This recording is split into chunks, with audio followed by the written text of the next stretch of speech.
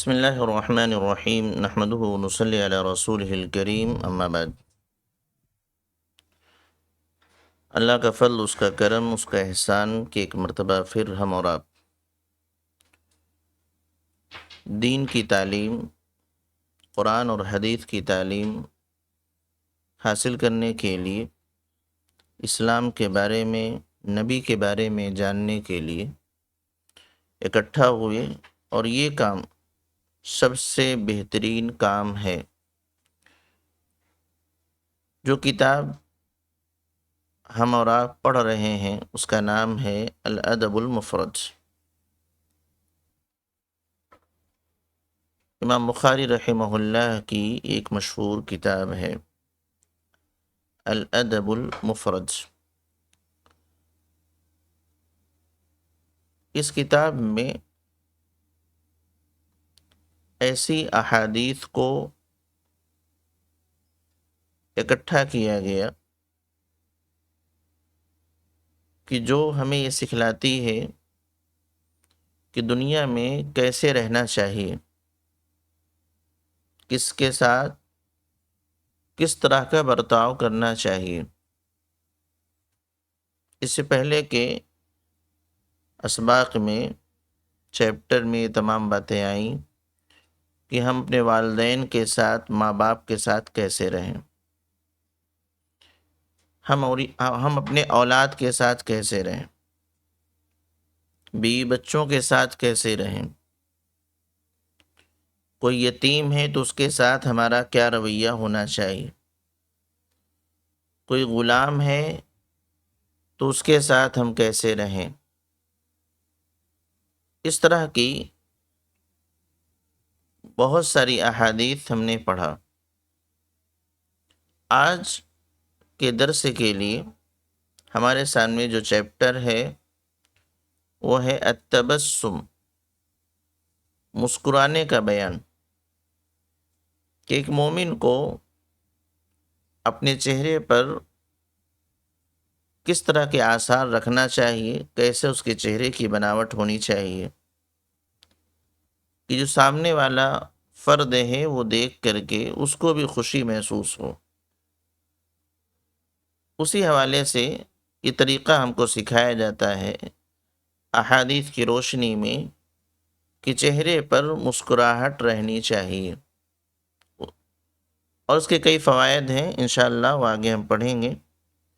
روایت ہے قال حدثنا علی بن عبد اللہ قال حدثنا سفیان عن اسماعیل عن قیس قال سمعت جریرا رضی اللہ تعالی عنہ یقول ما رآنی رسول اللہ صلی اللہ علیہ وسلم منذ اسلمت الا تبسم فی وجہی۔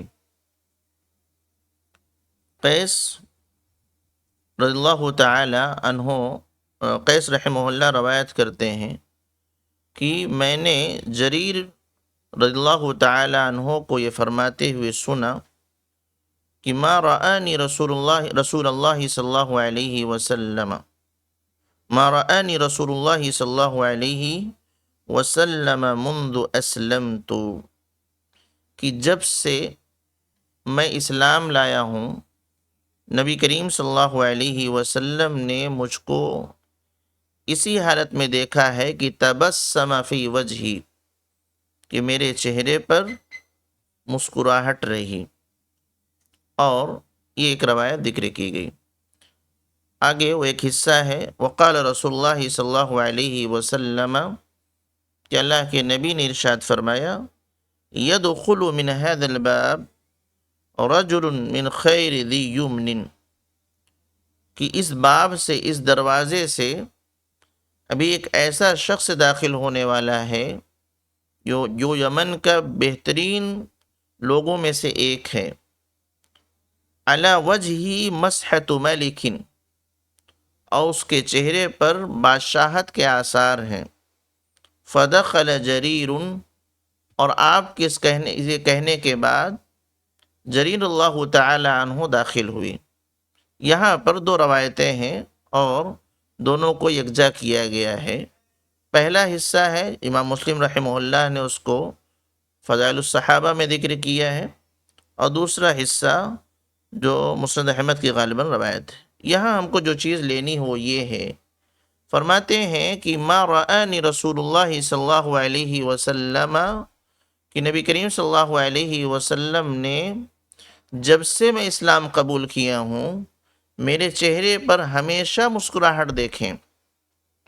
یہ چیز انہوں نے کہاں سے سیکھی کہ اسلام لانے کے بعد ہمیشہ ان کے چہرے پر مسکراہٹ آ گئی۔ در حقیقت نبی کریم صلی اللہ علیہ وسلم کا حال بھی کچھ ایسا ہی تھا، آپ بھی مسکراتے تھے، اور اسی کو دیکھ کر کے انہوں نے بھی اختیار کر لیا تھا کہ اسلام لانے کے بعد یہ بھی مسکرانا شروع کر دی۔ انسان کے چہرے پر جب مسکراہٹ ہوتی ہے تو سامنے والے جو یا آس پاس کے جو دوست احباب گھر والے ہوتے ہیں، یقین جانیے ان کو خوشی محسوس ہوتی، اطمینان ہوتا ہے کہ ان کے چہرے پر مسکراہٹ ہے تو یہ بہتر ہیں، ان کو کسی قسم کی تکلیف پریشانی نہیں ہے۔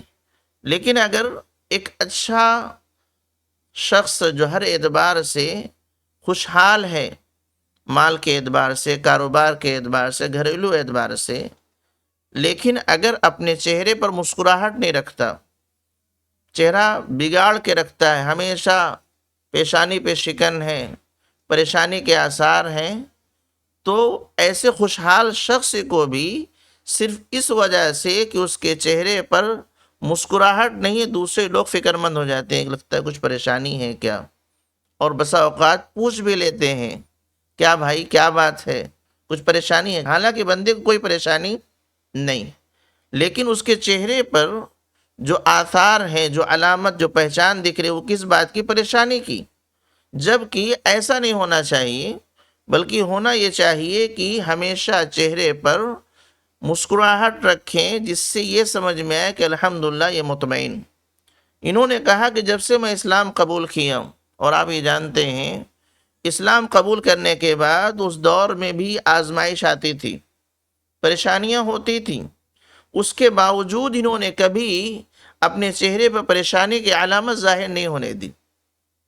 وہ یہ دیکھ رہے تھے کہ ہم نے اسلام قبول کیا ہے، ایک اچھی چیز ہم کو مل گئی ہے، یہاں نہیں تو وہاں تو مکمل ملنے والا ہے۔ اور نبی صلی اللہ علیہ وسلم، پیارے نبی صلی اللہ علیہ وسلم کے چہرے پر جیسی مسکراہٹ رہے اسی طریقے سے آپ بھی ایسا رکھتے ہیں۔ تو یہ چیز اگر آتی ہے کہ انسان پریشان بھی ہے لیکن مسکرا دیتا ہے تو آس پاس کے لوگوں کو حوصلہ مل جاتا ہے کہ ہاں ٹھیک ہے، تکلیف میں ضرور ہوں گے وہ، لیکن اللہ تعالیٰ نے ان کو اتنا حوصلہ دیا ہے کہ ابھی بھی چہرے پہ مسکراہٹ، یعنی اتنا ان کے اندر ہمت ہے تکلیفوں کو جھیل لینے کا، برداشت کر لینے کا، کہ اس حالت میں بھی مسکرا رہے ہیں۔ تو مسکراہٹ ایک اچھی چیز ہے، اور جب ہم ایک دوسرے سے ملاقات کریں تو مسکراہٹ کے ساتھ ملیں۔ ابھی شاید وہ روایت ہے یا دوسرے مقام پر گزری کہ اللہ کے نبی صلی اللہ علیہ وسلم نے صدقہ بتلایا کہ صدقہ کرو، صدقہ کرو، صدقہ کرو۔ اب صدقے میں کیا عموماً کیا لوگ سوچتے ہیں کہ ہمارے پاس مال ہے، اس کو ہم نے اللہ کے راستے میں صدقہ کر دیا، کسی غریب کو دے دیا، کسی مسکین کو دے دیا، کسی کو کھانا کھلا دیا، لوگ سمجھتے ہیں اسی کا نام صدقہ ہے۔ یقیناً یہ صدقہ ہے، ثواب کا دریا ہے، لیکن اللہ کے نبی صلی اللہ علیہ وسلم نے کچھ چیزیں ایسی بتائیں جن کا تعلق مال سے ہے ہی نہیں، اس کو بھی کہا یہ بھی صدقہ ہے۔ اسی میں سے ایک چیز ہے کہ اپنے بھائی سے مسکرا کے ملاقات کرنا، اپنے بھائی سے مسکرا کے ملاقات کرنا، اس کو کہا یہ صدقہ ہے۔ اب مسکرانے میں کوئی مال نہیں لگتا، پیسہ نہیں لگتا، اس کے باوجود اس کو صدقے سے تعبیر کی ہے۔ تو اب پتہ یہ چلا کہ ہماری شریعت یعنی دین اسلام نے اس کو اتنا بڑھاوا دیا لوگوں کے درمیان کہ لوگ مسکراتے رہیں، اس کو صدقے سے جوڑ دیا گیا، تاکہ اگر کبھی دل نہ بھی کرے تو ثواب حاصل کرنے کے لیے لوگ مسکرانے لگیں۔ اور آپ جانتے ہیں جو سماج مسکراتا ہو انشاءاللہ بڑی سی بڑی مصیبت کو جھیلنے کے لیے تیار ہے، اور بآسانی اس سے وہ نکل جاتا ہے۔ تو یہ اللہ کے نبی صلی اللہ علیہ وسلم نے کہ یہ صحابی ہیں جریر اللہ تعالی عنہ، یہ اسلام قبول کیے، اس کے بعد ہمیشہ اپنے چہرے پر مسکراہٹ آپ نے رکھی اور کبھی پریشانی کے آثار ظاہر نہیں ہونے دیے۔ تو ایسے ہی ایک مومن کو دنیا میں بہت ساری پریشانیاں آتی ہیں، گھریلو مسائل ہیں، کاروبار کا مسئلہ ہے، آل اولاد کا مسئلہ ہے، یا بیماری کا مسئلہ ہے، بڑی پریشانیاں یہ ہیں، لیکن ان پریشانیوں کو اپنے چہرے پر لانا نہیں چاہیے، اس کو برداشت کرتے ہوئے صبر کے ساتھ مسکراہٹ سے اس کا استقبال کرنا چاہیے۔ انشاءاللہ اس مسکراہٹ سے ہمارے اندر بھی ہمت آتی ہے، اور ہمارے آس پاس جو ہمارے دوست احباب ہیں، رشتہ دار ہیں، گھر کے لوگ ہیں، ان کی بھی حوصلہ افزائی ہو جاتی ہے، ان کو بھی لگتا ہے کہ ہم مضبوط شخص کے ساتھ چل رہے ہیں، یہ معاملہ بہترین گزر جائے گا۔ تو یہ ایک چیز آئی۔ دوسری چیز، یہ جریر اللہ تعالی عنہ کے بارے میں اللہ کے نبی صلی اللہ علیہ وسلم نے ان کی تعریف میں ایک جملہ کہا تھا، اسی کو یہاں ذکر کر دیا گیا ہے کہ اللہ کے نبی صلی اللہ علیہ وسلم نے، حضرت جریر آ رہے ہیں، اللہ کے نبی کی نگاہ ان پر پڑ گئی، تو آپ نے اس جگہ بیٹھے صحابہ کرام سے کہا کہ ابھی ایک ایسے شخص داخل ہوں گے جو یمن کے بہترین لوگوں میں سے، اور ان کی ایک خصوصیت ذکر کی کہ ان کے چہرے پر بادشاہت کے آثار۔ کیا مطلب؟ وہ آگے بادشاہ ہونے والے ہوں یہ نہیں، بلکہ جس طریقے سے ایک بادشاہ خوش رہتا ہے اسی طریقے سے ان کے چہرے پر بھی یہ ہے۔ یہ اللہ کے نبی صلی اللہ علیہ وسلم نے جریر اللہ تعالی عنہ کی تعریف میں یہ بات کہی تھی۔ آئیے پیارے نبی صلی اللہ علیہ وسلم کیسے مسکراتے تھے، کیا طریقہ تھا، کیسے ہنستے تھے، اس کا ذکر۔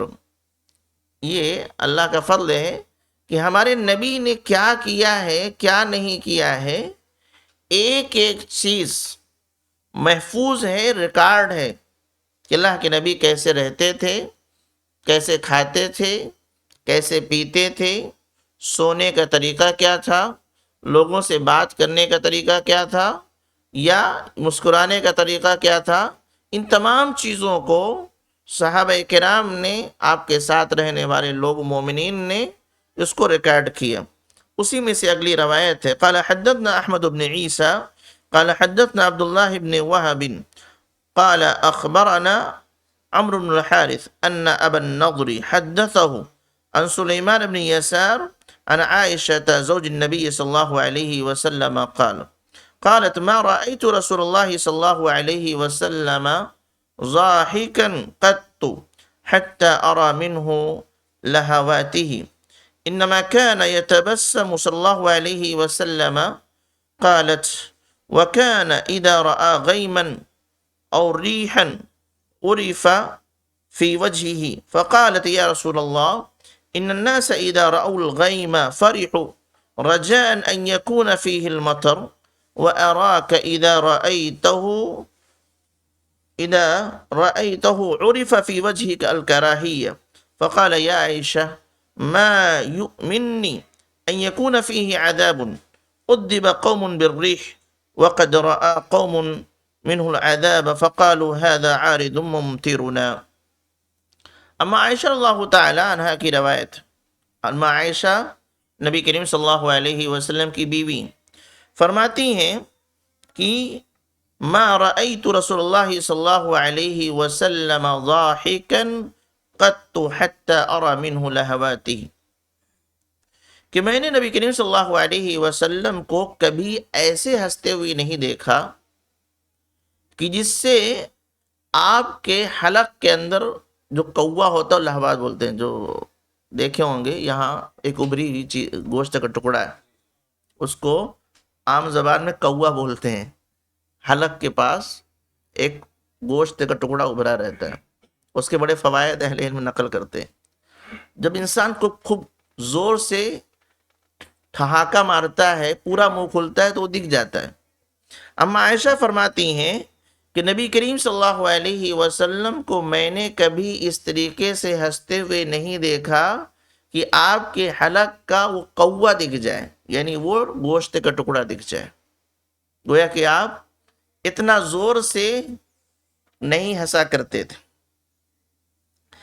انما كان يتبسم صلی اللہ علیہ وسلم، اللہ کے نبی صلی اللہ علیہ وسلم مسکرایا کرتے تھے، آپ مسکراتے تھے، وہ ٹھہاکا مار کے نہیں ہنسا کرتے تھے۔ پھر ایک اور چیز نقل کرتی ہیں، قالت فرماتی ہیں وَكَانَ إِذَا رَأَى غَيْمًا أَوْ رِيحًا عُرِفَ فِي وَجْهِهِ، کہ جب آپ بادل دیکھتے کہ گھنے بادل آ گئے، اور ریحن یا تیز ہوا چل رہی ہے اس کو دیکھتے تو عرف فی وجہہ، تو یہ چیز آپ کے چہرے سے ظاہر ہونے لگتی۔ کیسے ظاہر ہوتی؟ آپ پریشان ہو جاتے۔ فقالت یا رسول اللہ، اما عائشہ فرماتی ہیں کہ میں نے سوال کیا، اے اللہ کے رسول، ان الناس اذا رأوا الغیم فرحوا، کہ لوگوں کا معاملہ یہ ہے کہ جب وہ بادل دیکھتے ہیں تو خوش ہو جاتے ہیں، اس بنیاد پر رجان ان یکون فیہ المطر، اس امید کے ساتھ کہ بادل آیا ہے اس میں پانی ہوگا، بارش ہوگی، لوگ خوش ہو جاتے ہیں۔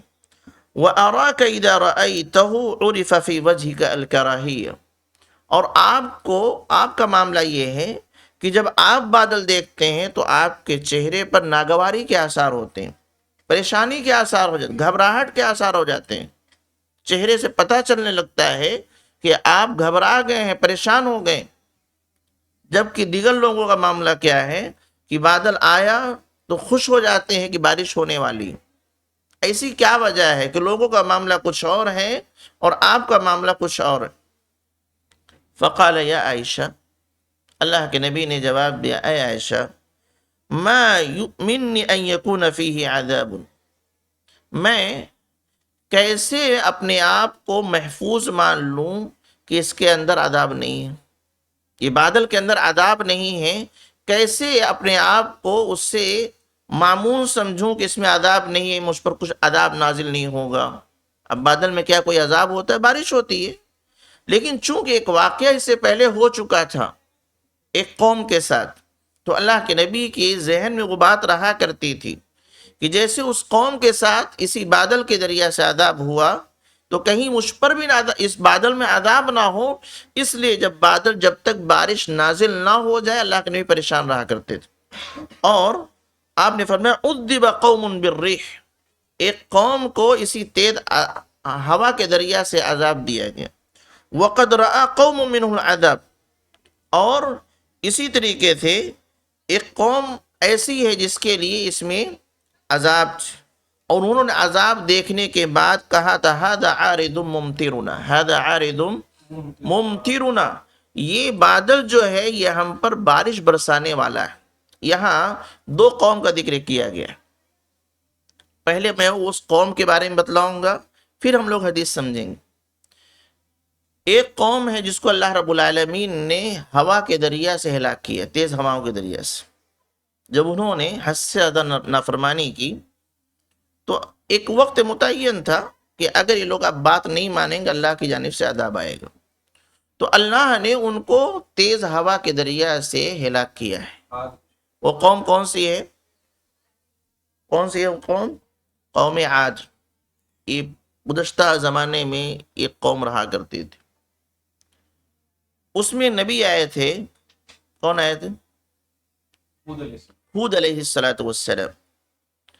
ہود علیہ السلام نے اس قوم کو سمجھایا شرک نہ کرو، اکیلے اللہ کی عبادت کرو، سچائی پہ چلو، لیکن اس قوم نے انکار کر دیا اور خود ہود علیہ السلام کو چیلنج کرنے لگے، لاؤ عذاب، تم کہتے ہو نا کہ اگر نہیں مانیں گے تو عذاب آ جائے گا، لاؤ عذاب، اور خود اس نبی کو ہود علیہ السلام کو تنگ کرنے لگے۔ تو ایک وقت متعین تھا عذاب کا، اللہ رب العالمین نے ان پر عذاب مسلط کر دیا۔ کیسا عذاب؟ ہوا کا عذاب۔ قرآن کریم میں اللہ رب العالمین نے اس کو ذکر کیا، وَأَمَّا عَادٌ فَأُهْلِكُوا بِرِيحٍ صَرْصَرٍ عَاتِيَةٍ سَخَّرَهَا عَلَيْهِمْ 7 لَيَالٍ و8 أَيَّامٍ، کہ قوم عاد کو لگاتار ہوا سے ہلاک کیا گیا.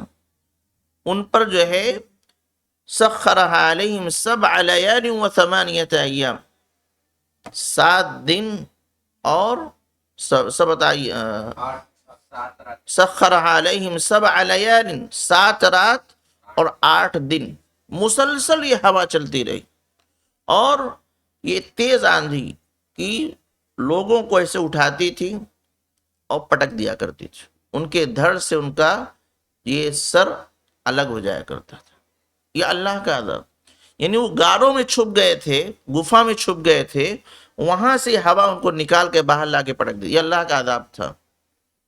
تو اللہ کے نبی ایک نے یہ فرمایا. اما عائشہ نے کیا کہا کہ دیگر لوگ ہوا دیکھتے ہیں تو خوش ہو جاتے ہیں، بادل دیکھتے ہیں خوش ہو جاتے ہیں، آپ پریشان ہو جاتے ہیں.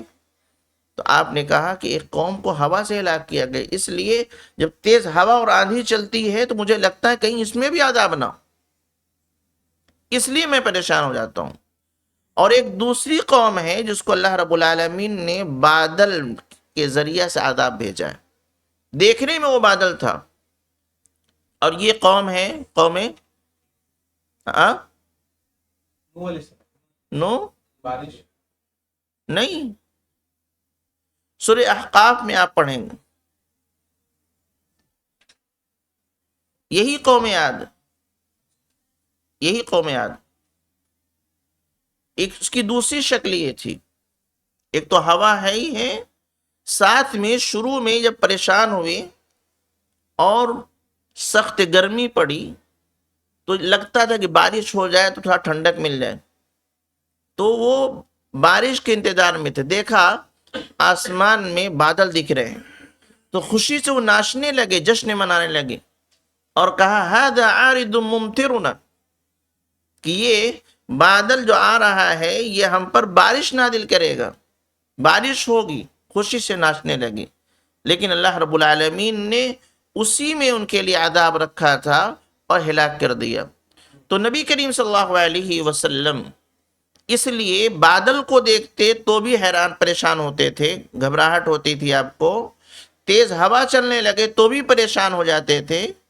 اس لیے نہیں کہ یہ چیز اچھی نہیں، بلکہ اس لیے خدشہ رہتا تھا کہ ایک قوم کو اللہ رب العالمین نے اسی سے ہلاک کیا ہے تو کہیں اللہ ناراض ہو گیا ہو تو ہم کو بھی ہلاک نہ کر دے. پتہ یہ چلا کہ انسان کتنا بھی نیک اور صالح ہو، اللہ سے اس طرح کے معاملے میں ہمیشہ ڈرتے رہنا چاہیے. کبھی اطمینان ہو، مطمئن ہو کے نہیں بیٹھ جانا چاہیے میں تو بہت نیک ہوں، مجھ پر عذاب نہیں آئے.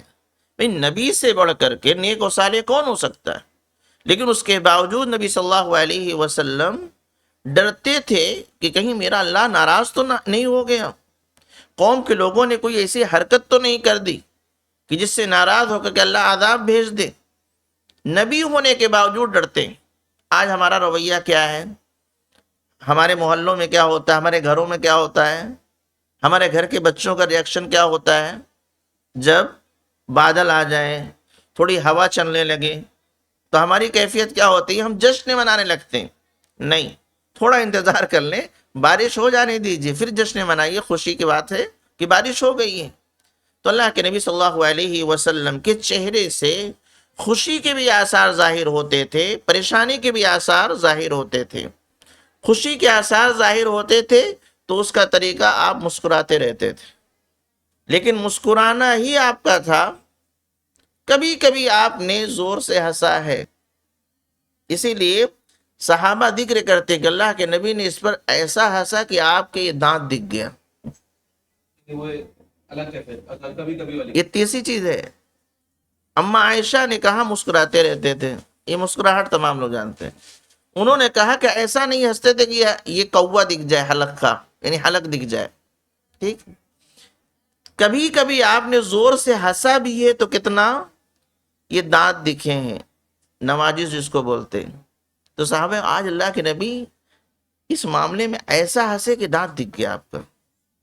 یہ کبھی کبھی ہوتا تبھی نا. کوئی شخص روز دانت دکھائے تو کوئی تذکرہ کرے گا کہ آج ایسا ہنسے کہ دانت دکھ. ان کا تو روز ہی دکھتا ہے، ان کا روز دکھتا. تو اللہ کے نبی صلی اللہ علیہ وسلم کا طریقہ مسکرانے کا تھا، اور ہنسے بھی، زور سے ہنسنے کی نوبت بھی آئی تو ایسا نہیں کہ ایک دم ٹھہاکا مار کے، وہ طریقہ نہیں رہا۔ تو اللہ کے نبی صلی اللہ علیہ وسلم کے اس طریقے پر ہمیں عمل کرنا چاہیے، اور آج کے سبق کا خلاصہ یہی ہے کہ ہم تمام کو مسکراتے رہنا چاہیے، یہی ہے، اور یہ مسکراہٹ ہمیں بہت حوصلہ دیتی ہے۔ انشاءاللہ بقیہ باتیں آئندہ۔ رب العالمین سے دعا ہے کہ الہ العالمین ہمیں ان احادیث پر عمل پیرا ہونے کی توفیق دے، نبی کریم صلی اللہ علیہ وسلم کے بارے میں جاننے والا بنائے، علم حاصل کرنے والا بنائے کہ ہمارے نبی کیسے تھے، اور پھر آپ کو فالو کرنے کی توفیق دے۔ آمین، تقبل رب العالمین۔ السلام علیکم ورحمۃ اللہ وبرکاتہ۔